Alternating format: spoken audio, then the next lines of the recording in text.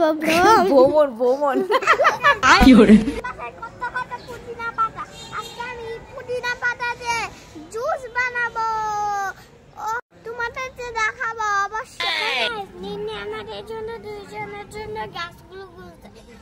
এটাই না এটা আমারটা এখনো বেঁচে আছে কিনা তা মরে গেছে কি করে হ্যালো গাইস দেখো আমি তোমাদের রান্না করাতে পারবো না কিছু করে খাওয়াতেও পারবো না এরপরের দিন আসলে অবশ্যই খাওয়াবো কেন খাওয়াতে পারবে না কারণ এটা অনেক ছোট হয়ে আছে অনেক ছোট বড় হলে তোমাদেরকে খাওয়াবো তাই তুমি কি নিজে দেখতে পাচ্ছো বন্ধুরা এখন আমি তোমাদের তো অদ্ভুত জিনিস দেখাবো তোমরা তো এখনো বুঝতে পারো না আমি এখন তোমাদেরকে কি দেখাবো এখন আমি তোমাদেরকে গাছ একটা জাদুর গাছ দেখাবো যে এটার নাম হচ্ছে অ্যালোভেরা কি কি কাজে লাগে তোমরা কি জানতে চাও এটা দিলে চুল সিল্কি হয়ে যায় এটা মুখে দিলে মুখও সিল্কির মতন হয়ে যায় অনেক নরম হয়ে যায় তোমরা এটা দিও তাহলে তোমাদেরও এরকম হয়ে যাবে দিতে চাও আমার এখান থেকে আমিও তোমাদেরকে দিব এগুলো আমার নির্ণয় গুণেছে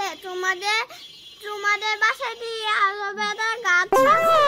হ্যালো গাইস বলো তো এই খাতাটা কেন খালি বলতে পারো না এটার মধ্যে তেঁতুল পাখি থাকতো পারতো না মরে গেছে ওর পায়ে সমস্যা হয়ে ও মরে গেছে তুমি জানো আর আমার একটা পাখি বেঁচে আছে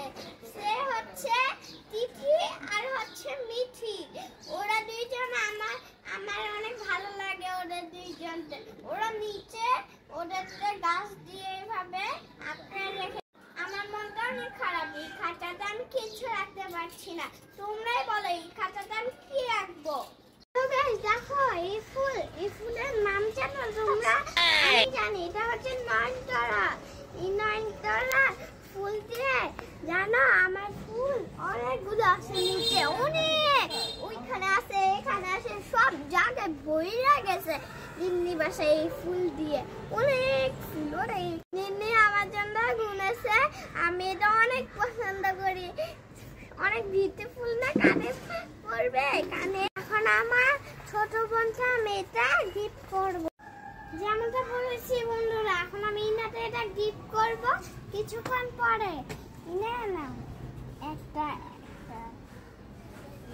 দাঁড়াও বন্ধুরা এখন ইনাতে জিজ্ঞেস করতেছে ইনাতে এই ফুলটা চিনে কিনা ইনা বলো তো এই ফুলের নাম কি